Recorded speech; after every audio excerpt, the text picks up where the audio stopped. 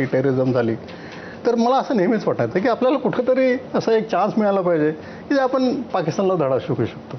तर जेव्हा गेलो मी सगळे माझ्याजवळ असे कमांडो दस्ते होते, 18 दस्ते होते.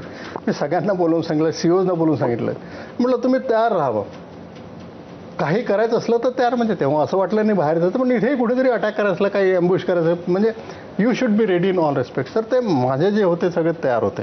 आणि त्यांना तुमच्याकडे त्यावेळेला कोणता भाग होता? पूर्ण काश्मीर होता? नाही, माझ्याकडे पूर्ण जम्मू, म्हणजे चिनाब नदीपासून ते पीर पंजाल गुलमर्गच्या एरियापर्यंत पूर्ण, म्हणजे 270 किलोमीटर पेलची माझ्याजवळ. आणि त्याची मागची बाजू उधमपूरपर्यंत, उधमपूर, दोडा, किश्तवार हा सगळा भाग माझ्याकडे होता.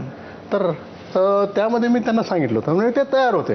म्हणून जेव्हा उरी हल्ला झाला तेव्हा आम्हाला सांगितलं की तुम्ही तुमचे प्लॅन द्या. तर खरं सांगतो, मला असं कधी वाटलं नाही की ते आपल्याला परमिशन देतील. म्हणून दे दो, प्रत्येक वेळेस करतात, आपल्याला द्या. आम्ही 3-4 प्लॅन दिले.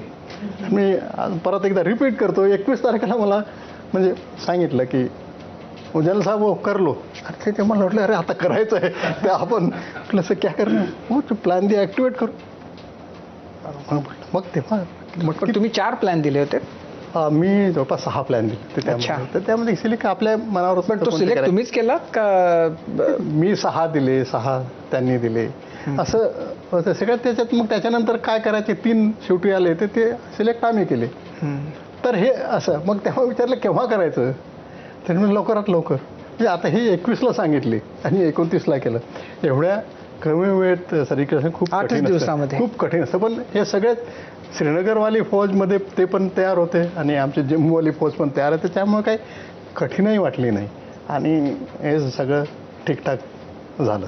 पण अशीच गोष्ट आपण करू शकतो असं. पण हा म्हणजे ही जी तारीख असती ती तुम्ही निवडली होती का तुम्हाला सांगितलं होतं की ह्या तारखेला करायचं? तारीख आम्हीच निवडली होती. फक्त सांगितलं लवकरात लवकर करा. पण लवकरात लवकर 2 दिवस पण होतात, 3 दिवस पण होतात, पण जास्त दिवस पण टिकू शकत कुठे सरप्राईज